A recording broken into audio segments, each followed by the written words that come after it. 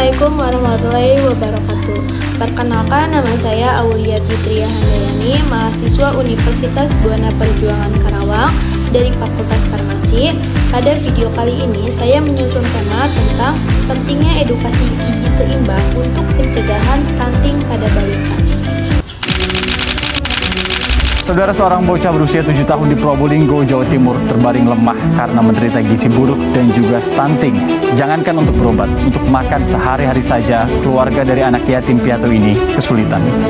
Indonesia masih di titik ambang kronis untuk kasus stunting. Kasus ini biasanya bukan karena genetik, melainkan kurangnya gizi yang diberikan kepada anak.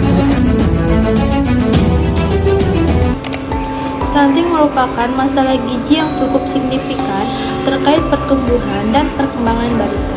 Stunting merupakan masalah gizi yang kronis, merupakan salah satu faktor penyebab stunting pada anak. Stunting didefinisikan sebagai keadaan tubuh yang pendek dan sangat pendek hingga melampau defisit -2 standar deviasi di bawah median panjang atau tinggi badan.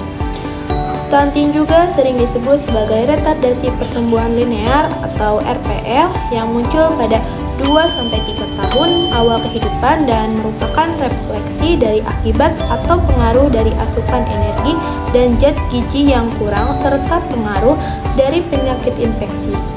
Karena dalam keadaan normal, berat badan seseorang akan berbanding lurus atau linear dengan tinggi badannya. Ada 178 juta anak di dunia yang terlalu pendek berdasarkan usia dibandingkan dengan pertumbuhan standar WHO. Pertumbuhan dan perkembangan balita sangat berpengaruh pada kesejahteraan suatu bangsa, karena mereka adalah generasi penerus yang akan membangun masa depan.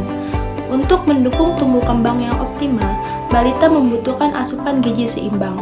Kurangnya gizi dalam jangka panjang, baik selama kehamilan maupun pada masa anak-anak, dapat menyebabkan stunting. Stunting yang terjadi sejak dalam kandungan dan baru tampak saat anak berusia 2 tahun dapat meningkatkan risiko kematian, penyakit, postur tubuh yang kurang ideal, serta keterlambatan perkembangan kognitif. Hal ini dapat menurunkan kesejahteraan bangsa di masa depan. Permasalahan stunting di Indonesia merupakan laporan yang dikeluarkan oleh UNICEF. Diperkirakan sebanyak 7,8 juta anak mengalami stunting, sehingga Indonesia masuk dalam 5 besar negara dengan jumlah anak yang mengalami stunting tinggi.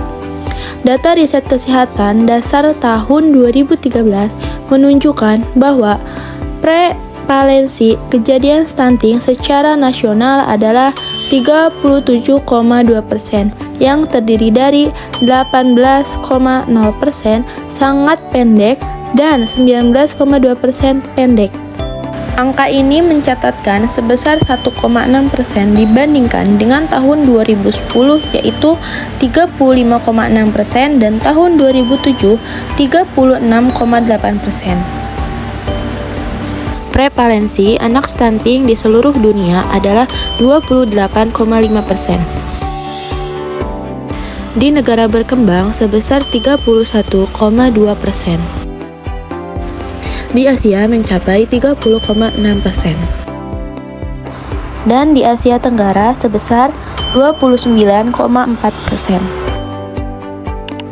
Stunting dipengaruhi oleh berbagai faktor yang saling berhubungan, di antaranya gizi yang kurang, kondisi ibu yang kurang nutrisi di masa remajanya dan masa kehamilan, pada masa menyusui, dan infeksi pada ibu.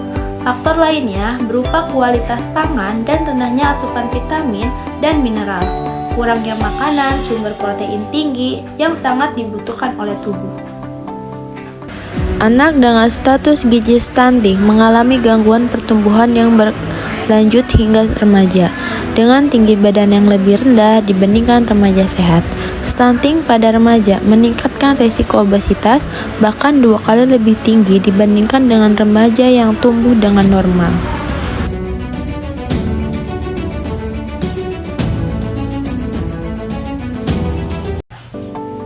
Stunting tidak hanya berdampak pada saat anak masih kecil, tetapi juga menimbulkan efek jangka panjang hingga usia dewasa.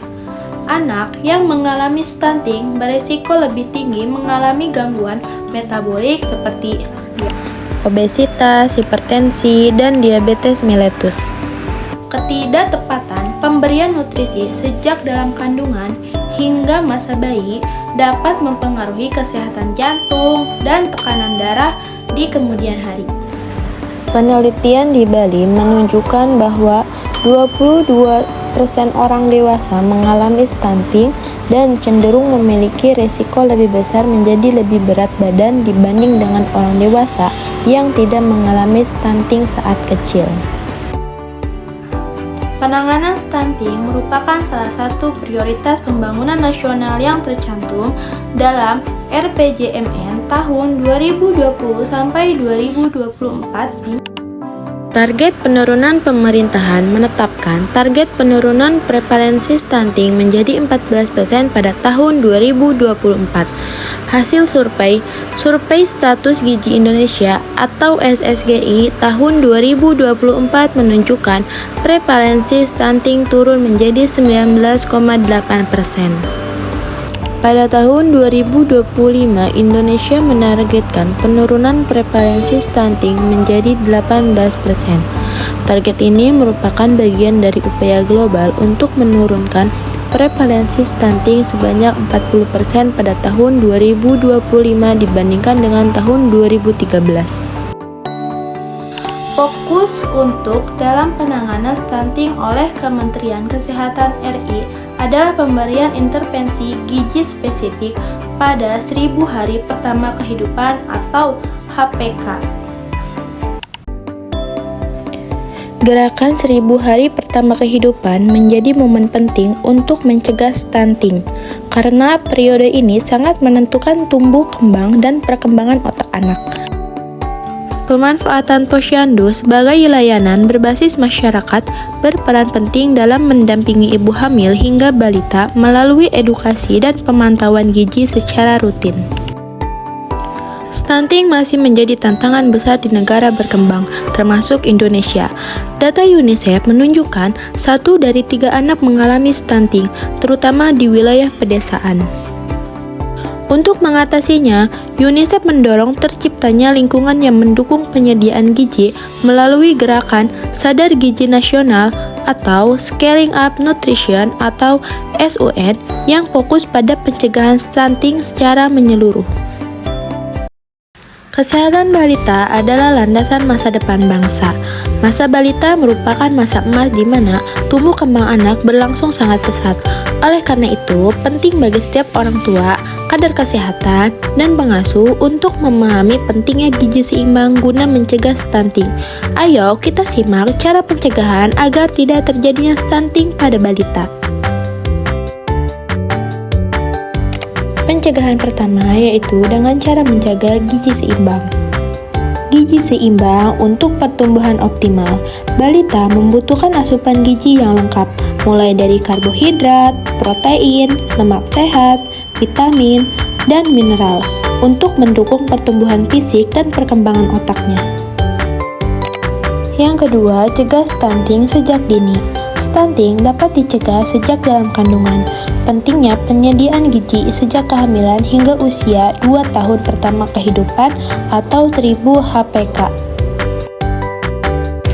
Cara mencegah stunting sejak kehamilan. Yang pertama, cukupi kebutuhan gizi selama kehamilan. Yang kedua, periksa kehamilan dan ikuti penyuluhan kesehatan. Yang ketiga, hidup bersih dan sehat. Yang keempat, olahraga rutin. Yang kelima, istirahat dan hindari stres. Yang keenam, dukungan dari suami dan keluarga. Yang ketiga, pentingnya protein berkualitas tinggi. Protein hewani seperti telur, ikan, ayam, dan susu sangat penting untuk membangun tubuh dan memperkuat sistem kekebalan anak. Dan biasakan konsumsi lauk pauk bergizi setiap hari. Yang keempat, batasi gula, garam, dan lemak berlebih. Makanan cepat saji dan tinggi pengawet tidak cocok untuk balita.